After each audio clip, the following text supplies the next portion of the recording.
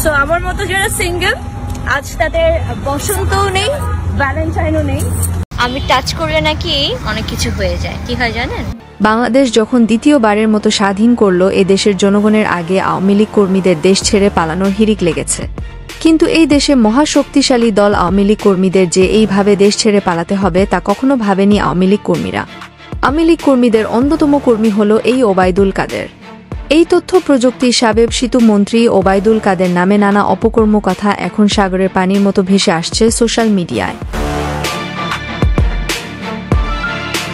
হ্যাঁ দর্শক, আপনি ঠিক শুনছেন, ভিডিওটি শেষ পর্যন্ত দেখুন। আশা করি ওবায়দুল কাদেরের গোমর ফাঁস করা হবে এই ভিডিওটির মধ্যে।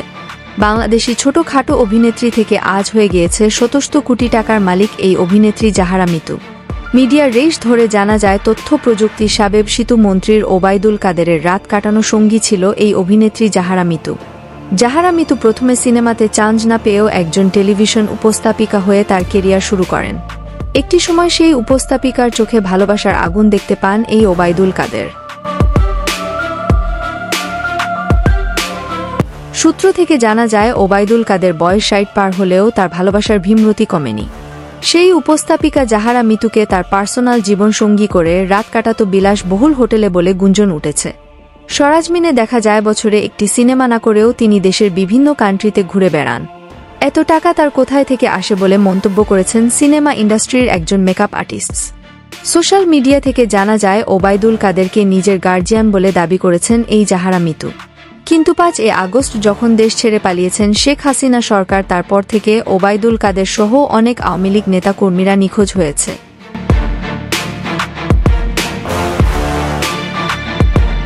এই ওবায়দুল কাদেরের ভাইরাল একটি ডায়লগ ছিল, খেলা হবে, খেলা হবে, খেলা হবে, ফখরুলের পছন্দ নয়, খেলা হবে। উনি কি খেলার কথা বলেছিল সেটা নিয়ে চিন্তা ভাবনা করে দেখা যায় উনি এই খেলা সেই খেলা নয়, এটা হলো রাতের খেলার কথা বলেছে বলে মন্তব্য করেন এক রিকশা চালক। 23 এপ্রিল শেখ মুজিব আমদিক থেকে চিরতরে বহিষ্কার করে দেয়। 4 দিন আগে আমার রিকশায় 3 জন গোপালগঞ্জের ভুয়া মুক্তিযোদ্ধা উঠছে, তারা 20,000 টাকা করে ভাতা পায়। Trends news 69 news desk.